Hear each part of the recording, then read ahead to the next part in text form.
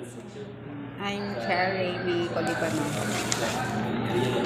Age 32. Purok 5 Lumbo, Valencia City. what is your work? Forest Protection Officer. How long have you been living, working in Valencia City? Nagstay ko is mga 8 years pero nag-work ko dali kay 1 month pa since nag-start ko atong August 1. Are you familiar with the problem of soil erosion in your community? Yes. Have you ever participated in any project or activity related to soil conservation or environmental protection? Tree planting. What challenges have you faced in preventing soil erosion in Valencia City and in which specific areas? Unsa to? What challenges have you faced in preventing soil erosion in Valencia City and in which specific areas? Challenges, Yes, mga concern, There is Valencia. like flooding, di ba? Sa flooding, dagan siya problema tungod sa katong gadahili ang mga yuta. So muna siya ang kay lacking manggutta o kanang kuan sa community ba. Wala nato na wala manggod diri sa Valencia manggod kay ang lisod kay wala pa nato kayo na map kung asa to na mga sitio with ang kuan ng yuta nga dali lang siya mudahili magulan. So muna ang isa gid sa challenges para mag-prevent sa soil erosion. Kailangan nato og para ma-aware pud ang mga tao nga na siya. Sa Bagong Taas, di ba? Sa Bagong Taas, sugod is mo gina-likely dara ang kay since sa unang gud sa mo time pa na mo isang Batangan. So karon ang Batangan kay na naman siya flood control. So dili na kayo sila kuan since ang sugod na pud karon ang goal dito sa baha. Do you think the geographical and climatic conditions of Valencia City make it harder to control soil erosion? Yes. Kay like sa Bukidnon, like Valencia City, di ba? Hilly or steep slope man ta. So mas dali ra gyud mo lugsong ang yuta kung magsibigulan. Labi na kung walay kahoy nga tanom. Dayon kung init din, di ba? Init, taas ang init, mo crack man na ang yuta. So if magulan siya, dali ra siya ma-wash out. Since then gamay ra din dan ang importante gyud is ay ang kuan gyud anak kay gamay ra og tanom nga yuta sa kanang specific nga lugar. In your experience, what resources or support do you feel are lacking in addressing soil erosion's problem? Pundo or budget. Kulang ang pundo para sa soil conservative project sama sa reforestation, terracing of riverbank protection, then equipment of technology. Limited kayo ang modern equipment para sa mga soil testing, slope stabilization, ang erosion control structure, then skilled people para mo manage siya na so, di ba kung kwanta o project kung walay skilled people useless ramen gyud siya. Awareness sa komunidad, dagan pagyapon farmers o mga locals nga walay awareness unsa ka grabe ang epekto sa soil erosion ug usaon paglikay labi na sa mga bukid nga areas kay syempre wala ba gina ka nang murag rest sila og mga kuan ba. So dapat i-aware na to sila. If you were to create a step-by-step process, how would you design a solution for preventing soil erosion in Valencia City? Mag-organisa ta og kanang kuan mag-create ta og team like there is mo anami team na para ana nga project para ana. So maki-coordinate ta sa LGU, barangay, DNR, DE farmers, mga IP, school, NGOs, then mag-assign tag focal person og mga clear hotline na pwede tawagan if magkanang nanay soil erosion, and mag-set goal ta nga dapat kanang limpyo ng mga kanal, dapat kung magtanong og kahoy jud siya kung labi na kung naka sa sloping nga area. Dayon kato map magkuanta og map hotspot kung asa to ang mga lugar gyud nga dali lang siya mo dahili if ever kusog or hinay ang ulan. How do you believe local communities can help in creating solutions for soil erosion prevention? Tree planting. Yeah, tree planting ra gyud ang makatabang sa tuwa. Pag soil sa soil erosion sa baha man tree planting kahoy ra gyud ang atong sandiganan if ever sa mga niana na mga kuan mga sitwasyon. In your opinion, what role should government policies or programs play in strengthening soil erosion's problem? PD 705, di ba sa PD 705 katong Revised Forestry Code of the Philippines kay nag-regulate man dito paggamit o papanalipod sa atong forest land. So bawal siya putlon kay bulota kung unsa ka importante ang role sa forest when it comes sa mga ninganan na mga disaster. Then Climate Change Act nag-require ang mga tanang LGU maghimo og local climate change action plan nga apil ang adaptation measure sama sa soil and water conservation. So dapat mo gina siya ang tutukan LGU, then mako-coordinate sa mga barangay, sa mga NGO, mungkin na siya dapat ang isa ka rules sa government unta para ma-prevent ang mga niana. Then katulad Disaster Risk Reduction and Management System Act, katong RA 10121. So dapat muna siya ang i-straighten pag yun sa atong mga LGUs and barangay. How will you use research or scientific data in coming up with practical solutions for soil erosion?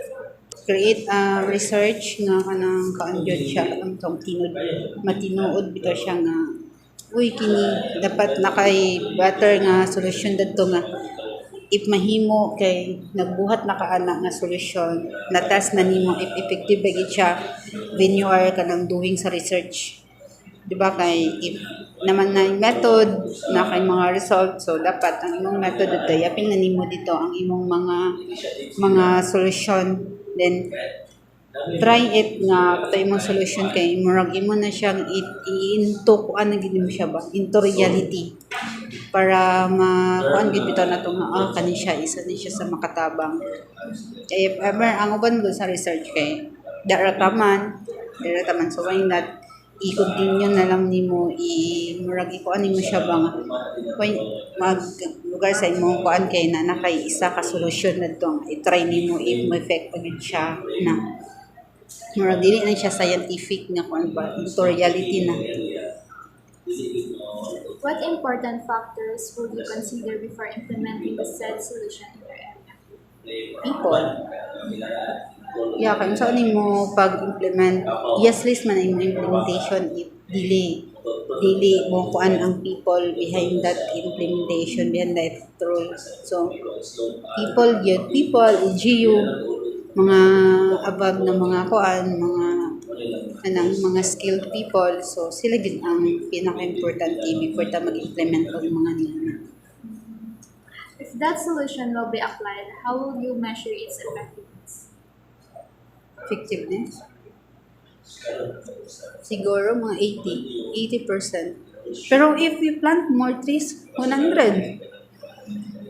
Kaya siyempre kung dagan magutag kahoy, dili na yun siyang magkuhan. Kaya ang kahoy ba yun ang magkuhan. So, if magkuhan ta,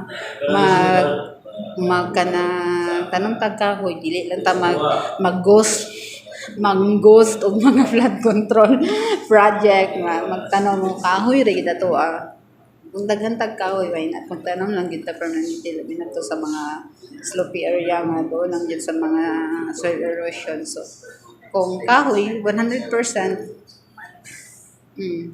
di ba kay ang kahoy ra man gid ang importante sa ato What methods will you use to monitor and evaluate the results of the applied solution? So, para ma-monitor, so magbutang tao ay kanang assigned person ito dira nga mag-manage, magkuan then magtan-aw din na if effective pa ba to atong gikuan then magbantay pod basin na ay mamutol og mga kahoy ana ba magkuan ta permanente na mga or 2 weeks 1 week nga kanang magtanong bitaw ko mag-schedule gid mga dapat sa isa ka kuan kay dapat na gid tree planting so dapat magbutang ta og kanang person nga assign ana nga project. Last, After implementing the solution, what kind of feedback or improvements do you think should be done? Feedback. So, ano ta? If ever niya naman gani is magkrita o kuan na bitag survey. Isolve na to ang community within that place kung saang ilang nabantayan ng mga kausaban nga nag-implementaan na. Okay, ito man jabo na to makita if ever ang community man ang mag-decide. Lamang na nakita nga kabaguhan sa inyong gibuhat anan ba so magbuhat og kanang mga interview sa community kung nabay changes sa ilang life. Dara. Thank you, ma'am. Are you familiar with the problem of soil erosion in your community or the disadvantages of soil erosion? Yes.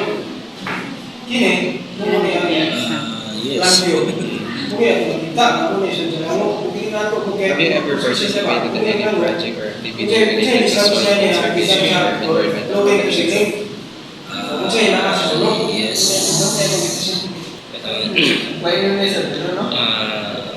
Sa pag-prevent sa pagkuhan sa yuta, pag-control mo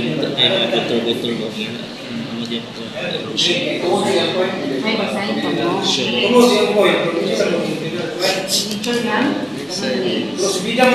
What challenges do you face in preventing soil erosion in Valencia City? And sa specific na areas there is sa Valencia City? Sa Valencia.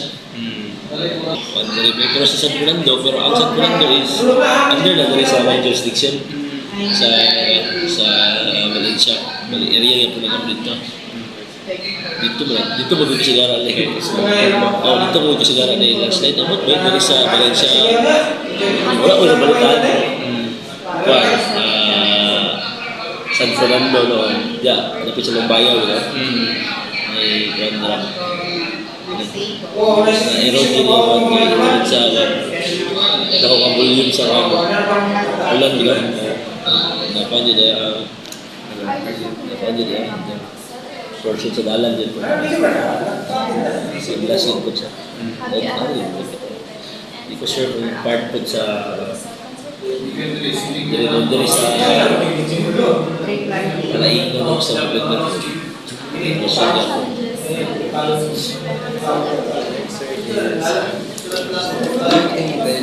Geographical and climatic conditions in Valencia City make it harder What for soil challenges do you erosion. face in preventing soil erosion in Valencia City? Like, hindi makapalimutan sa lunas. Asa mo ka ba yun? Ulan na mag-good pa yan ka. Number one yun niya cause na magpa-erode sa lupa. Iba na lang kung trabaho na lang ako buwan, wala na tarong ako buwan. Pero ulan na ganyan. So, third is, in your experience, sir, what resources or support do you feel are lacking in addressing soil erosion? Saan ilang siguro, sir, para Proper na buwan. Use sa area without na yung mga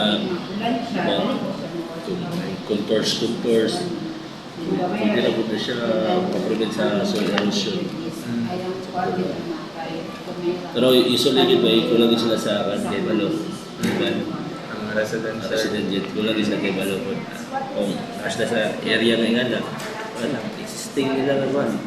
Initiative. Basin dili yung wala slide. What if dili wala slide? Next, sir, is, if you were to create a step-by-step process, how would you design a solution for preventing soil erosion in Valencia City? Step-by-step kasi pinaka-like mo Una yun is consultation meeting dito na community consultation about sa area kay masarap uban kabalo ba sila posible mo itabo kung wala kabalo na ang erosion mo gabi kaya di alam yung ulan mo may mga bato So, ano siya, sir? ginagawa siya kasi murag yun mo siya i-contour, murag ano lang siya, ako lang siya kumagi pa. Pero para ma-prevent, baka kaya nga, yuta na sa ubos yun. Less po siya na abot yun sa mga paano. Good afternoon, sir. We are first year students from Central Mindanao University from the College of Forestry and Environmental Science. We are here to conduct an interview for our research about soil erosion. I am April Abelard, Physical. Before we start our interview, we would like to ask for your permission if it's okay to take a video for our Yes, of course, but we're actually not taking video pictures. So first question was first, what is your name, age, affiliation, type of work, number of years in this? My name is Abdul Alim Imam, and I am the designated deputy senior officer of Central Valencia City. As regards to my age, of course, I am still young. I am 35 years old, and I stayed here in Pilipinas Marcos. I think anak ko sa 14 years. As to my work, of course, I am assisting our CEO, my boss, our head of office here in Central Valencia City in the implementations of environmental programs, projects, and activities, including the enforcement of environmental laws. Are you familiar with the problem of soil erosion in your Yes, ma'am. Actually, it's in Valencia City, for your information. We are experiencing a lot of environmental problems. One of those is the soil erosion. In fact, in the previous years, there were soil erosion that we experienced in Barangay Bayaw, here in Valencia City. What challenges have you faced in preventing soil erosion in Valencia and in which specific areas? Of course, one of the challenges we found is, aside from logistics equipments, that issue number is hindi naman kaya preventing soil erosion. At the time that the soil erosion happened, or prevention. So at the time the soil erosion happened, one of the capabilities of this team is office is hindi pala sa urban offices like disaster, fire, mga makinarias. Do you think that geographical and climatic conditions of Valencia City make it harder to control soil erosion? Siguro ma'am, no? Dako dito, contribution ng geographical conditions of Central Valencia City. Although, kung atong tanawan, ang terrain sa Valencia is dili man yun siya, medyo plain lang siya. Plain. Kamay ang mga portions sa Valencia City na medyo sloping yun ang area. So, dili man yun siya dako na factor. But the problem is, kasagaran ang good, if you observe during rainy season, ang erosion ng good is starting sa upper portion. For example, hindi sa Giliuran, kaya medyo mataas naman siya, no? Sa Mountain View College. So there are some times na pag kusog ang ulan, magpagulogin siya sa ubos. Kaya naamang sa lower portion. Actually, ang Valencia City is usa sa tigsalo eh. Sila tigsalo ba? Sa ilaha kapadulog, diri kapadulog ba? O diri siya kapadulog. So kasagaran, ang sources is nasa upper portion. But in terms din sa city proper, dili kayo. Kaya una, although joke siya, sumakot naging joke naman rin. Halos simentado naman siya. So kasagaran din sa soil erosion is ikan sa upland areas, sa mga adjacent areas sa Valencia City. Next question. In your experience, what resources or support do you feel are lacking in addressing soil erosion problems? Well, actually, connected yan po na sa ako ang inyong kagalingan. Well, for us, we need to strengthen collaboration and partnership, no, with the local government units and the individual communities. and then the people's organization. And then, sa action, strengthen pa na ito ang SIPA, Community Education and Public Awareness, para ma-inform din ang public, no? Na kinahanglan yun na address na itong soil erosion na nagka-experience sa some of the areas in Valencia City. If you were to create a step-by-step process, how would you design a solution for preventing soil erosion in Valencia City? Okay. Actually, there are a lot of solutions na pwede na itong ma-use. Isa sa mga issue karon na very hot issue is sa DPWH pang subject ng mga flood control projects nila. Kinahanglan standard na ito na siya, and then efficient and effective ang implementation natin sa mga programs. How do you believe local communities can help in creating solutions for soil erosion prevention? Actually, inay ko na kung gano'n niya, no? So, naikuli ay the local community, they are our partners. So, sila mag-yun ang ato ang nasa front line. Diba? Nakita mo sa government, kami, is we are just providing technical assistance to mahipatuloy sa ilaha. But in terms of actual implementations, sa ilaha yun, mulikan. Diba? Because, responsibility sa matag usa sa ato ang pag-protect sa ato ang palibot, sa ato ang kinaiyahan, sa environment as a whole. So kinahanglan nga ang community sa ilagid magsulikan, no? ang kuan pag-address ani kay bisan pa og kami is grabe ang pag-push, but if di sila interested, then nothing will happen. Diba? So kinahanglan yun na sa ilaha magikan ang pagresolbaan ng mga problema. Last question, sir. In your opinion, what role should government policies or programs play in strengthening soil erosion solutions? Okay. So, I cannot speak as a whole no, sa government, but I can speak in behalf sa amuang department because that is our mandate actually. Our mandate is to protect, manage, conserve the environment, no? Because we really wanted to secure the future of the children and the future of the next generation. So because we want to see a community enjoying and sustaining a healthy and clean environment. Diba? So sa amo alam, siguro kinahanglan na ay clear direction ng government in terms of project implementation. So kinahanglan implementation sa project para strengthen yung atong policy is bottom up, magsulikan sa ubos. Ang ubos dapat na mag-propose, tapos i-recommend sa taas, studyhan sa taas, ibalik sa ubos. What happened on some other projects is hindi siya bottom-up approach, top-bottom. The higher authority recommend, then implement sa ubos.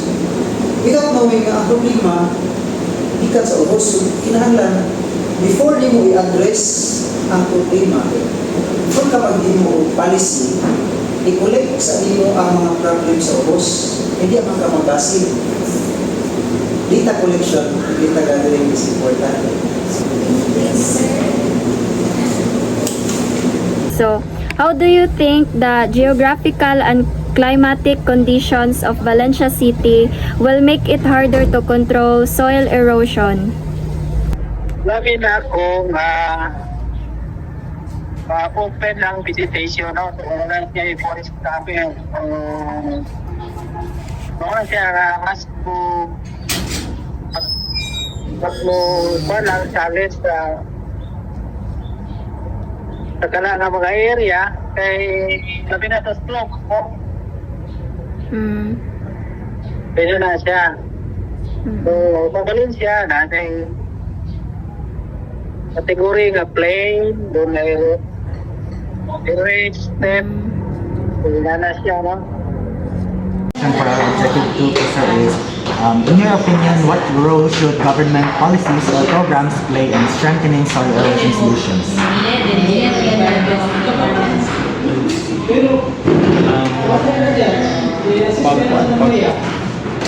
Pag-monitor sa itong malasang kanang capping kanang danin, managin kanang na yung kinahanglan yung cutting permit.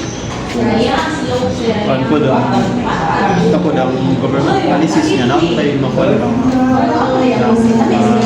habit, for example, is monitor na po ay nanay basis na kanang more na karagana na chemical pwede monitor or may evaluation. For example, dapat 50-50 ang atong fertilizer, 50% nga organic, 50% nga inorganic.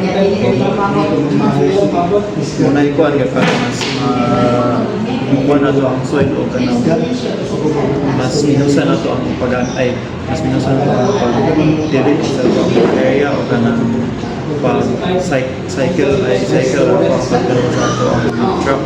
So, dili lang nga karon nga palis na sugarcane lang ta sugarcane lang dapat ta interval bitaw siya sa bandang crop. Thank you. So, let's move on na po sa ating objective 3 po. Illustrate the procedure on how to create and implement solutions for soil erosion prevention. So, number 1 is, how would you use research or scientific data in coming up with practical solutions for soil erosion? For soil erosion, ang sa ko alam LiDAR. Pero kanang LiDAR is used for remote sensing. So, identify niya ang padalag do, identify na niya ang kanang area. So, kanang siya is dako din na siya matabang kay para dako ang area nga ato ang covered sa pong study. So, kani siya is kanang for example katong sa research sa pagkakuan na is GIS kita mo gamit. So ang pa-identify mo sa sa area tulong mo sa area o like kani landslide na niya to aning landslide so may kuan ani so may lagi nang landslide ni. So amo lang so dako man kay to siya dagan kay landslide di man ako madwan na. So ang gamit lang namo is kana GIS.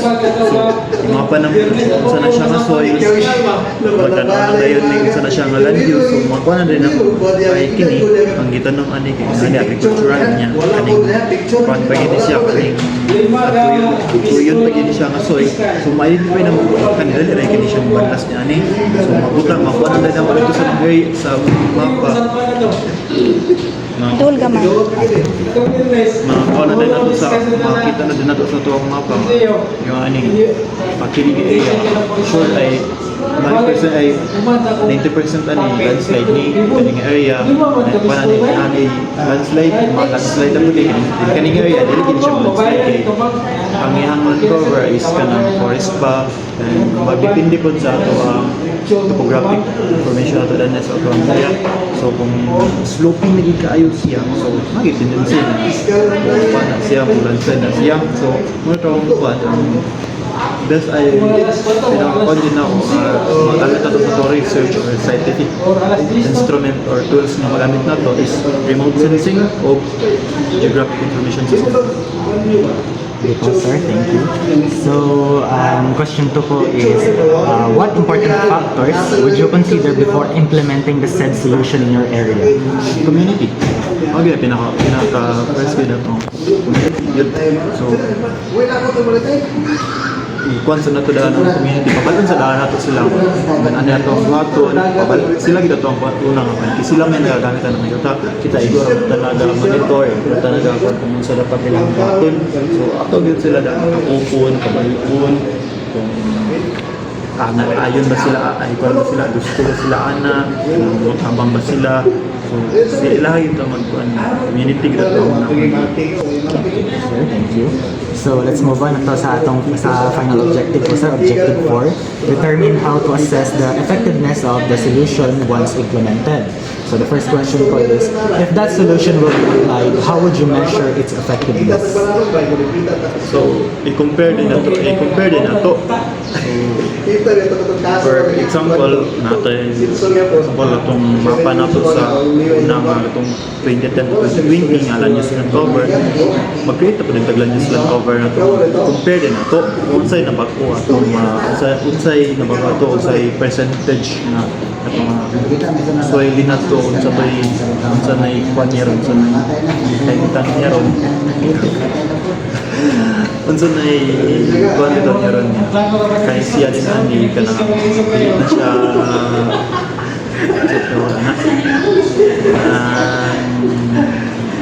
siya ulit bitaw nga sige na lang kabanlas taga na isulan mapanlas siya. So for example sa una agricultural din karon pagkabanlas wala na natiman, so gitam na og kahoy. So makita din nato dito nga for 5 years ito siya wala siya ng tropical landslide, tapat niya wala na tropical landslide. So dito na to mo effective dia to ang pag-replanting, effective dia to ang pag-change, pag-cycle sa mga pananong na mapugnan din ang yuta. So next question po natin sir is number 2, what methods would you use to monitor and evaluate the results of the applied solution? Field visit or ginagawa. So field visit, so kung makaya na ito mag-LiDAR, mag-remote sensing, mag-remote sensing, or mag-satellite imagery lang ta. So ang problema ng satellite imagery is kanang dili siya real time, dili siya yung kurada mismo karon nato makita. So naman siya karon nga base lang yung interval, pero mas siya dahil ito na dahil ang actual na field visit niya ay ni kuan din okay din nga pagka applied sa ato ang kanang prevention nato dayon. Meron magmana nato field visit mga, for example nakavisit tag mga 5 ka area, pwede na rin nato tanawon sa ato ang satellite imagery ato na yung i-base dito sa ato itong field visit na to. So tanawin din nato dito sa mapa nga ano yung cluster, i-compare din nato sa uban nga mapa, i-compare din nato dito. So kung same lang sila, so okay gid ato effective gid ato ang pag sa erosion prevention nato solution. Okay, thank you po sir. And last question po sir, para sa kanyang interview is, after implementing the solution, what kind of feedback or improvements do you think should be done?